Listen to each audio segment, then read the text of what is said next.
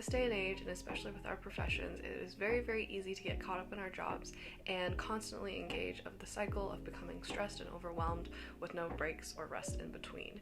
Hey everyone, it's Swang. Today I'm going to talk about burnout and how you can deal with it with 7 easy tips.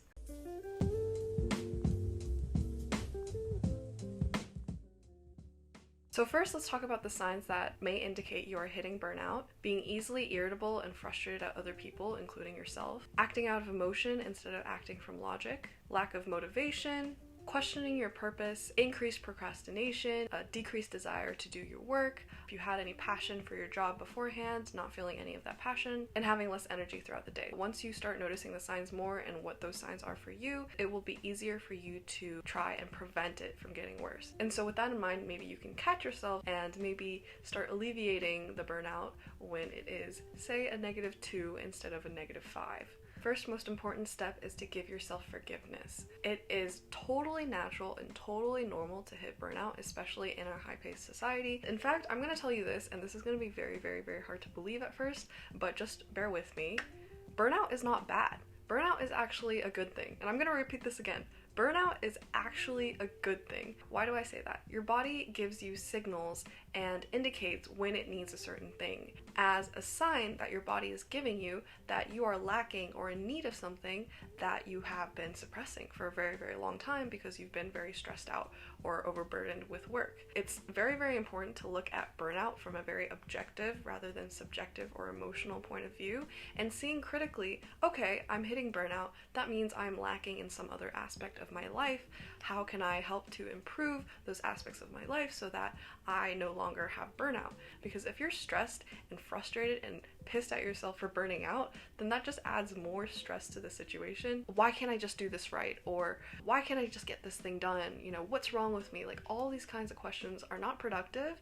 In fact, they're kind of destructive. And the question then would be, what does my body need and how can I prevent this in the future? Second thing that you should do is actually write a list. Write a list of all of the things that are stressing you at the moment. And you can write every small tiny thing. It could be like you haven't done the laundry in a week.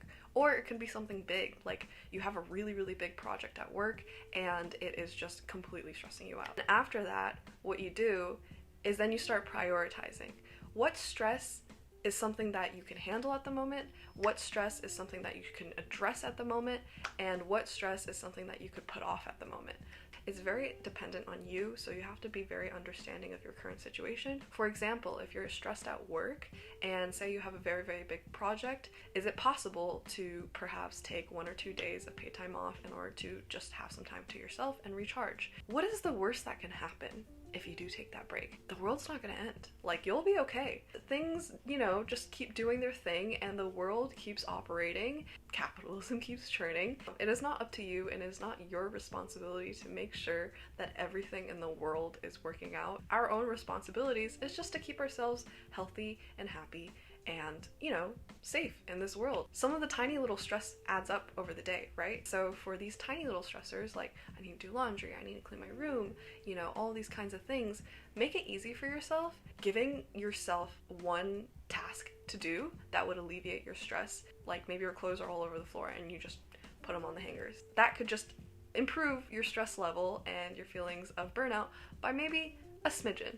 And whenever you're ready, maybe you can move on and say, hey, let me make my bed. And so once you make your bed, that could be the next day, that could be a couple hours later, you would feel slightly better and more improved. Third step is actually the complete opposite.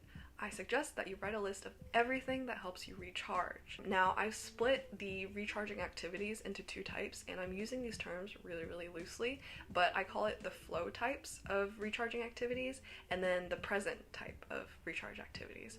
So flow, as you guys know, is basically a state of mind where you are very engaged in a certain task or activity and you lose sense of time and you lose sense of self, and it is a very meditative process. I recommend to list a couple activities that help you engage in flow that is separate from whatever job or career or thing that you're burnt out with at the moment. Maybe playing music, making arts and crafts, puzzles, coloring, pottery. If you have a really nice long chat with a friend, that is also engaging with flow.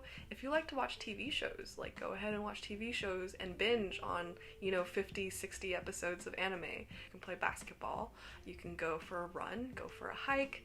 Now, my other list are called like present activities, and so present activities would be basically things that help to ground you in the present moment and basically help for you to engage better with your five senses rather than getting stuck in your head, and for you to just feel more connected with your surroundings. These could be things like taking a walk or taking a bubble bath, meditating, yoga. It really depends on the person what feels the most grounding and relaxing for you. Write a list of things that could help you be more present and more engaged in your five senses and can relax you, and try to engage in those activities. Now, I encourage you to look at all these things and be like, great, my brain feels more organized. I know what I kind of should do going forward.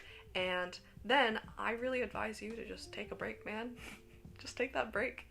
Basically, however much time that doesn't stress you out from your responsibilities. If it's half a day, that's fine. If you can go as long as possible, that would be the best, obviously. Yeah, have a happy medium between your thoughts and your responsibilities and the stress that you're at and what amount of time would relax you. And once you decide how much time that is, I advise you to just exist. Just don't think about any of the responsibilities you have to have. So this is my fifth tip, and my most important tip is don't rush the process. Your body and mind knows what's best for itself, and if you're trying to rush the process, you're only creating more stress, and honestly, you're only elongating the process of getting yourself out of burnout.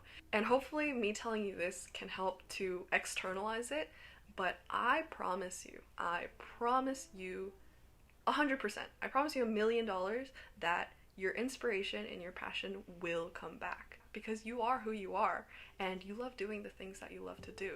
So don't worry if it's taking longer than it should. Just trust yourself and trust the process, and understand that it will always come back. There will always be sunshine after a rainfall. So just understand that, trust the process, trust yourself, and let go, relax. My sixth tip basically now has to do with how can I basically re-inspire myself to do the things that I want to do and reignite my passion. I encourage to go back and really think about what parts of your career really inspires you. Try and look into your inner child for a second, because there's obviously some parts of your personality, your desires, and your interests that align really well with your career or whatever you are burnt out about. I encourage you to slowly tiptoe into the activities and the hobbies that helped you develop that passion. Playing video games, it could be an idol they looked up to, it could be, any kind of experience they had when they were younger. So this requires a bit of retracing your steps of how you became passionate of that thing in the first place. So this is my seventh and final tip.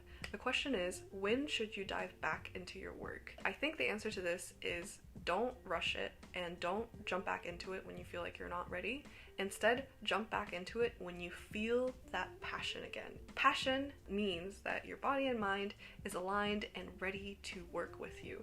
And if you jump the gun and start earlier before you've reignited that passion again, it's very easy for you to dip back into burnout, and it's very easy for you to lose sight of why you're doing all of this. And when you really understand that passion and find it, and you feel new again, you feel fresh, and you feel like that younger version of yourself.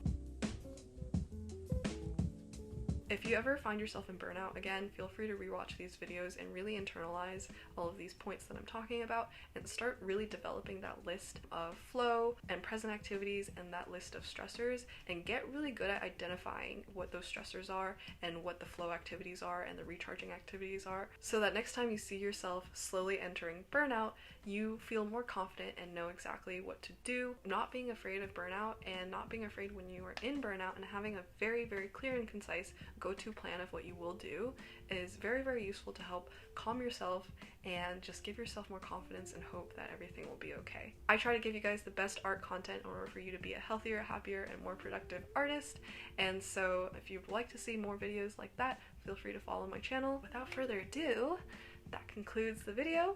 Alright, I'll see you guys in the next video, and yeah, bye!